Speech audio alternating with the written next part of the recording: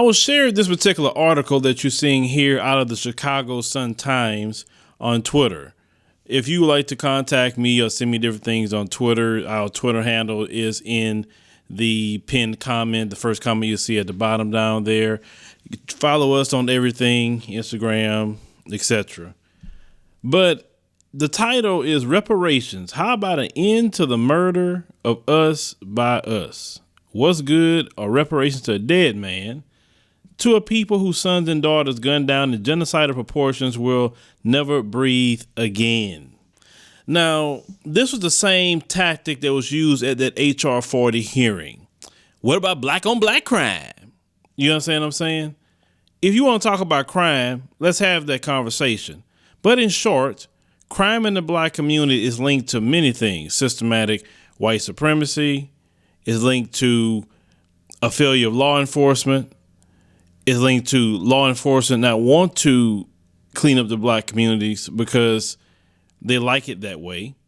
Because how is it that when they want to gentrify that same neighborhood, how is it all of a sudden the crime goes away? You know what I'm saying? But that's not what this article should be about. It's a bigger picture to this. Now, this guy who wrote this, his name is John W. Fountain, and did a little digging on him. This is his website. It is a black man. He says he's a columnist, journalist. He is a professor and publisher. Okay, so he says he's a native son of Chicago. He's an award-winning journalist, professor, author of the memoir True Vine, A Young Black Man's Journey of Faith, Hope, and Clarity. Now, just giving you a little background on this guy. He say he's been doing journalism about 20 years. He say he's a professor and everything. So just kind of let you know what this guy is about just a little bit. Understand that this is a black man that wrote this. I want to make sure before we even looked into anything else. Now, a brother, continuing.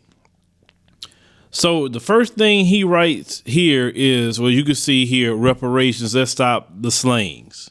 Understand? No other group does this. No other group, when it's time for them to get a reparation, start talking about the crime in their community. They don't do that. When it was time for Native Americans to get their reparations from the U.S. government, did you hear Native Americans going up there talking about, oh, well, Native Americans need to stop killing other Native Americans when they're talking about reparations?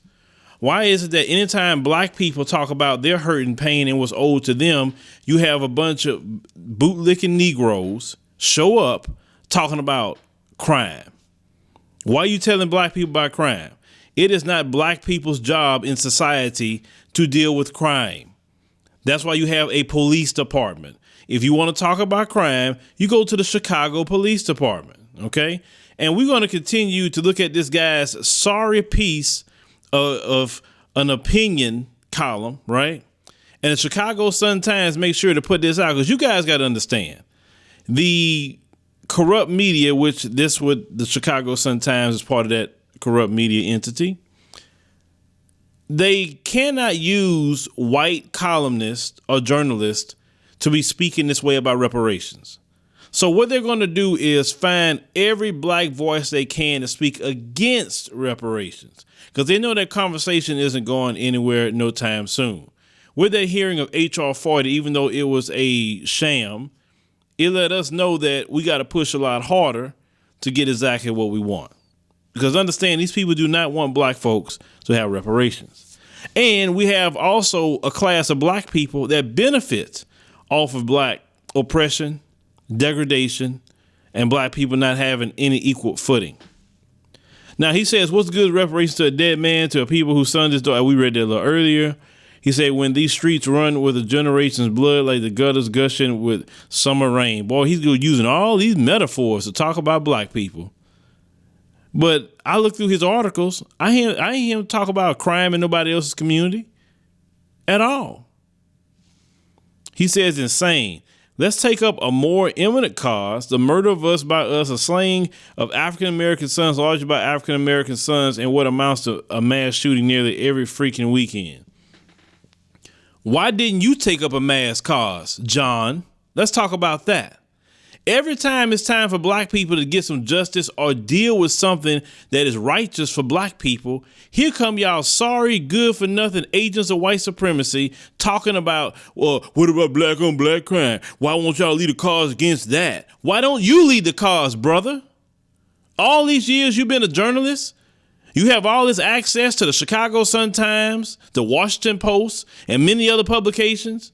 Why didn't you do anything about it? You do the exact same thing what a lot of sorry, good for nothing bootlicks do, is coming here talking about crime and saying why we won't do anything about that. Why don't you do it? When you hear them saying that, brothers and sisters, say, why haven't you did anything about it? Where's your movement? Where's what you gonna do? Don't be somebody else looking at other people. We talking about reparations right now. Go have a conversation with the police department about crime. It's not our job, because if black people was to actually get on those streets with guns and start policing our communities, the same police department will shut black people down talking about you can't be vigilantes. So stop telling black people something if the laws ain't in place for us to patrol our own communities. You act like we got the power to patrol our own community without no pushback from the police department. The police department want the black people community to be in dysfunction. All that corruption on the Chicago Police Department. Why don't you write about that? Why don't you talk about all the racist cops that's on the Chicago Police Department? Why don't you talk about all these unjust killings of black people on the Chicago Police Department? That's what you could be writing about, that you could be helping the black community. But no, you're not going to talk about that. What about the black children that's being railroaded, no different than the brothers with the exonerated 5? How about that? You ain't talking about that, now are you? No, because you will be doing the righteous thing at that point. And you're not here to do the righteous thing, John. All you're here to do is to run cover for your paymasters at the Chicago Sun-Times, because they wanted to use you to speak for them. Continuing, this whole piece sounds like a white supremacist talking point. Black lives don't matter to black people. You see what he says. So why should black lives matter to anyone else first? They must matter to us first. How many times have you heard white supremacists say the exact same thing? How many times? You supposed to be a smart man, John. You supposed to be a professor, and you talking this crap? This is actually beneath your education. You should have more sense than what you're talking about right now. He said, I acknowledge systemic racism, the toxic and conspiratorial socioeconomic soup that has placed black folks in the most unviable American position. Right there, you should shut the hell up. You know how we got to where we're at, okay? We didn't get here on our own. We were sabotaged, bombed, destroyed, ran out of time. Everything we had that we built with our own 2 hands, these people came and destroyed it. And then you sit up here and then you're going to write this piece and then you acknowledge our pain and torture. You acknowledge this. And I don't understand you anti-reparations bootlicks, because you would be getting the reparation too if they gave it.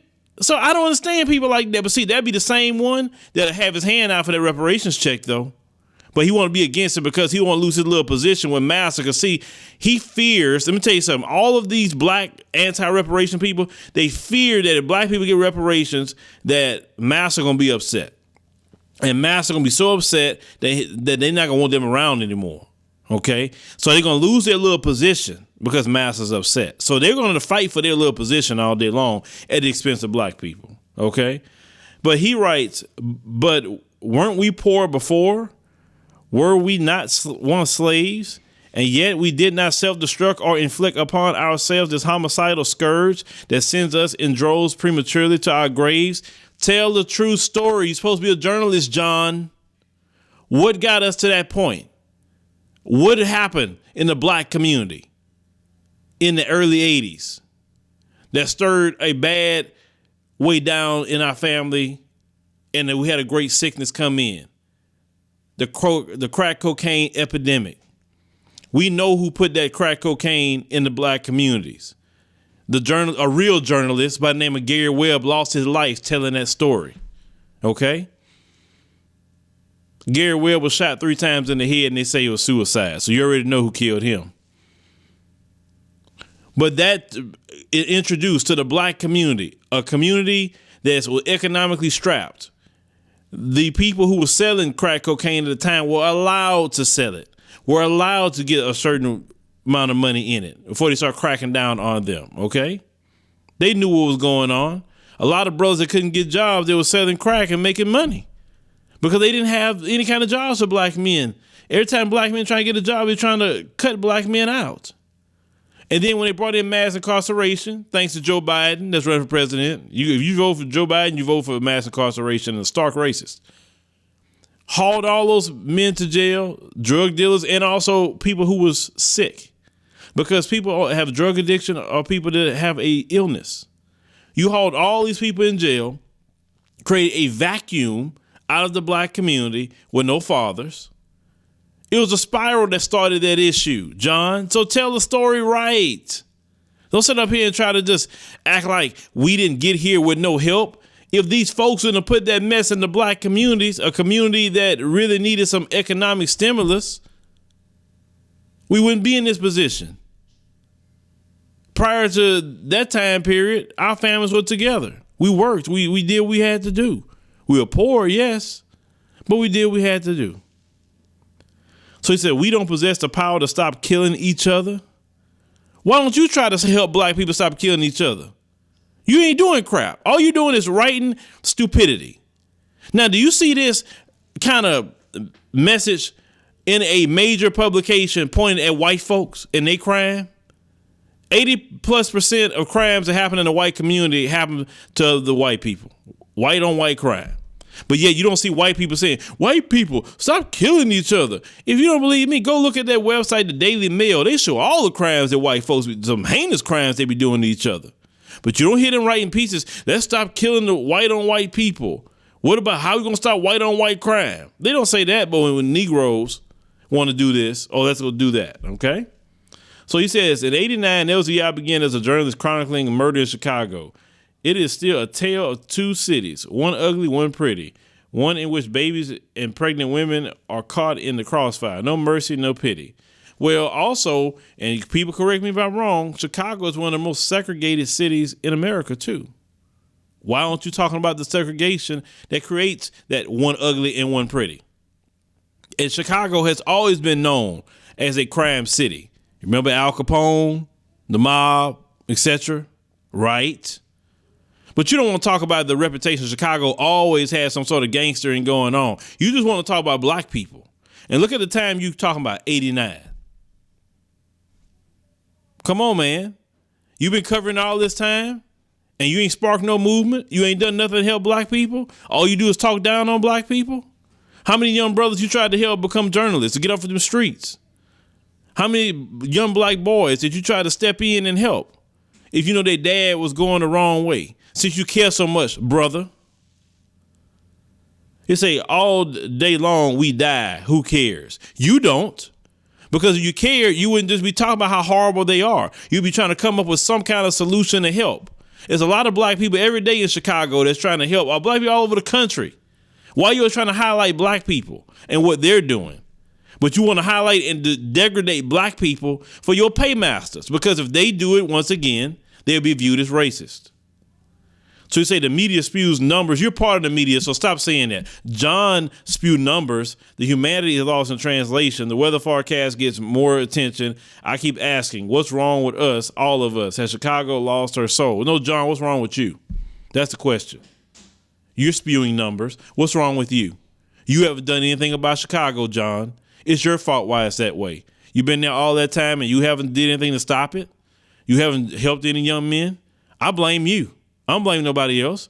Since you're just passionate about it so much so that you don't want black people who are so economically strapped because of the wealth gap, you don't want us to have anything at all. So basically, if your thing is if the crime stopped today, then black people still be economically poor. They would have a wealth gap, still racism, etc. Right? So you don't want black people to do nothing. That says a lot about you. He says, why hasn't a state of emergency been declared?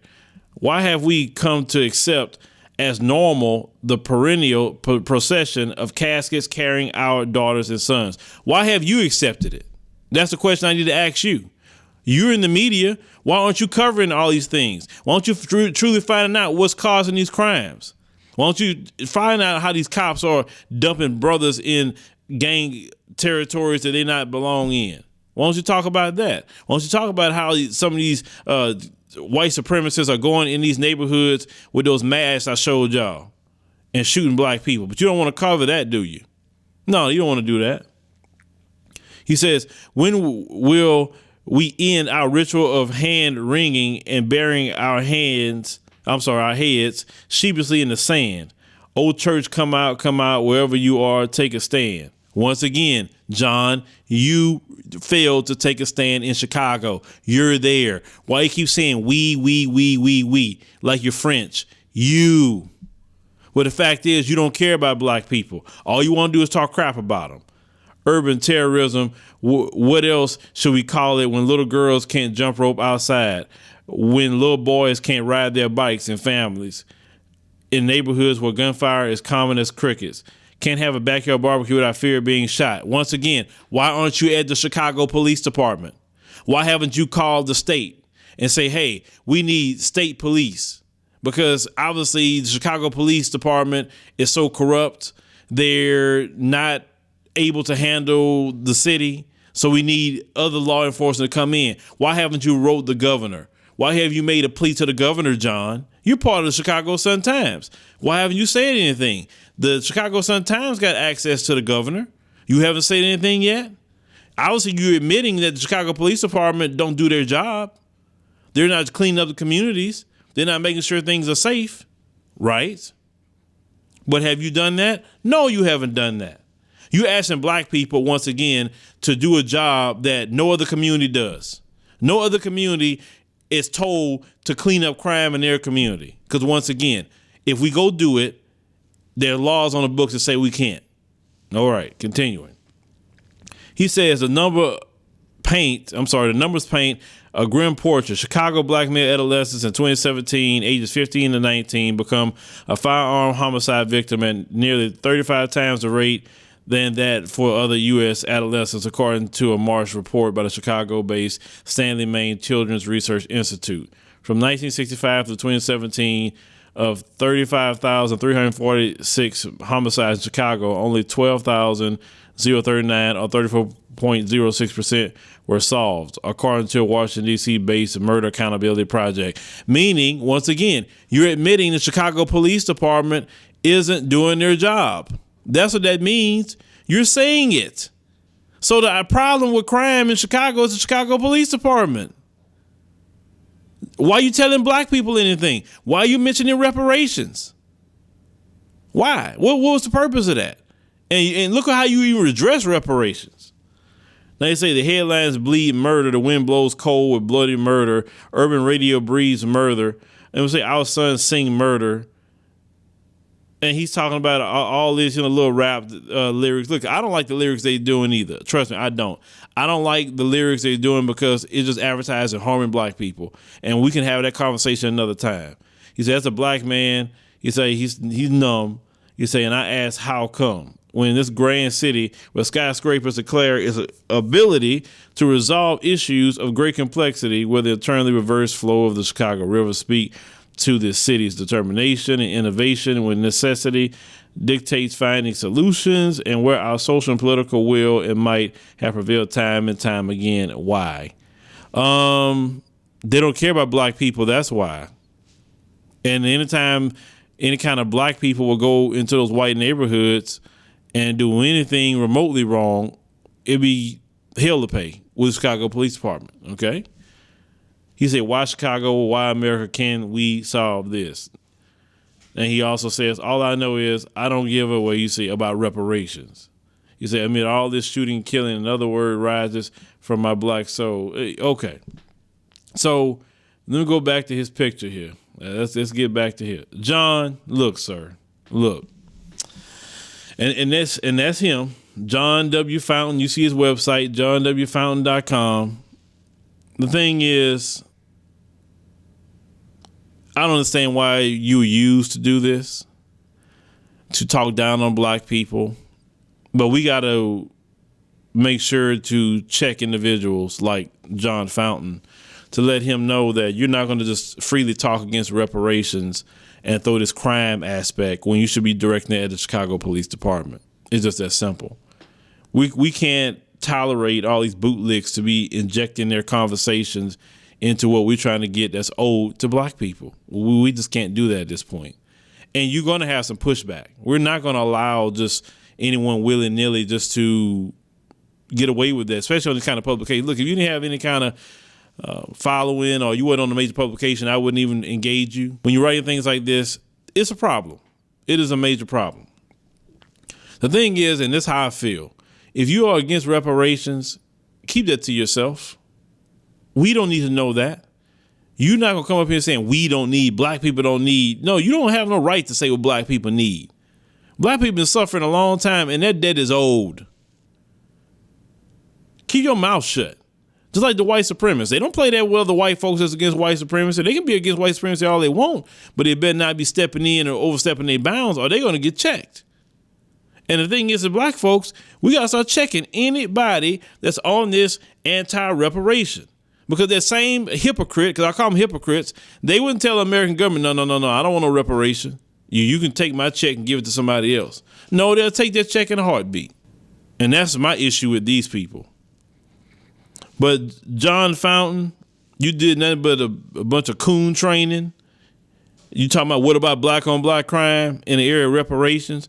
Understand something, John. The conversation not going away. Chicago Sun-Times. The conversation not going away. You can have all kind of bootlicks write articles all day long against reparations, and that's fine. But the fact is, you're being racist when you're doing it, and you know you are, because you don't want black people to have reparations.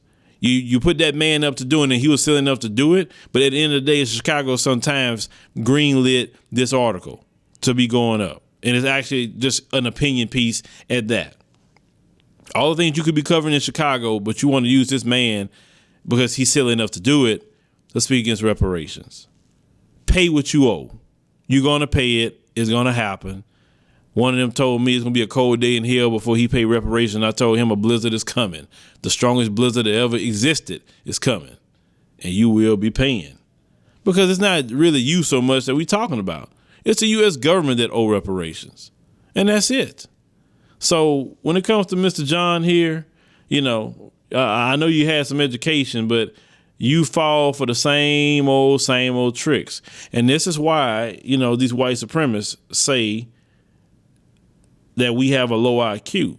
I figured it out because when you keep falling for the same tricks they've been doing for years, they have gave you nothing new, the same tricks.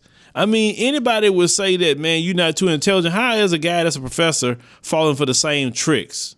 But yet he admitted he know what happened to us. It doesn't make sense, right? Leave me a comment. Let me know what you think about Mr. John Fountain here and him being used to do the bidding of his master in this particular story. Talking about reparations. How about in a murder to us by us? Why don't you do it? But, you're not going to do it. Just like all y'all other anti-reparations bootlicks. You're not going to do it.